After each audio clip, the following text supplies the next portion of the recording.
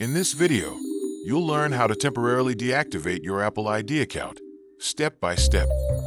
Deactivating your Apple ID is temporary. You can reactivate it later by signing back in. But while it's deactivated, many Apple services won't work.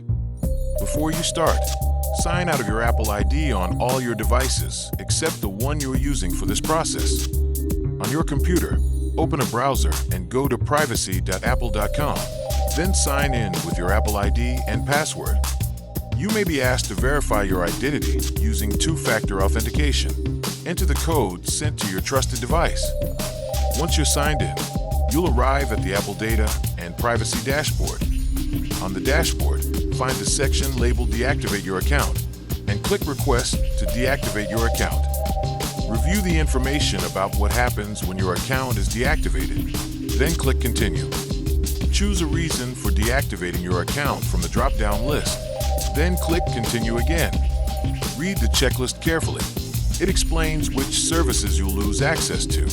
When you're ready, tick the box to confirm you've read and agree, then click Continue. Choose how you want to receive updates about your request, then write down or securely save the unique access code Apple shows you.